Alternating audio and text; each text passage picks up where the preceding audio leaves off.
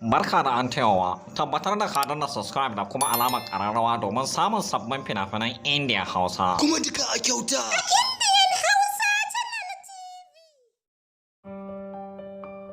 Barka da shigowa tashar Indiya Hausar ka. Danna subscribe da kuma alamar ƙararrawa. Domin samun sabbin fina-finai. Ɗan sanda kayataccen kafce ne da kamfanin algaita stodio masu birbiɗan fassara suka fassara muku shi. Ɗan sanda kayataccen labari ne akan wani jarumin ɗan sanda mai yaki da yi wa mata faɗe.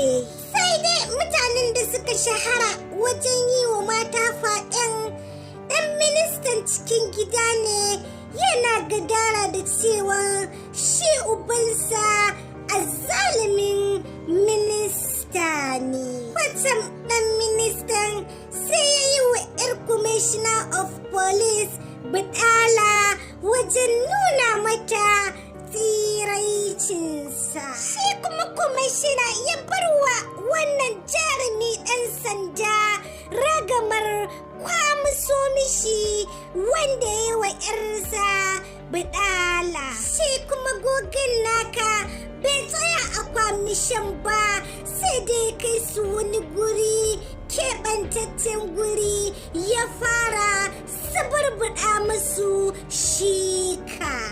Tabbas wannan kafce na kunshe da cakwakiyoyi fim wanda na furta a baya. Kai dai ne muna ka kayatattun kafce na fim ɗin ɗan sanda na kamfanin algaita don more cakwakiyar da ke cikinsa. Kada ka manta, idan wannan shine zuwanka karo na farko zuwa wannan tasha tamu mai albarka mai suna Indian Hausa Channel TV.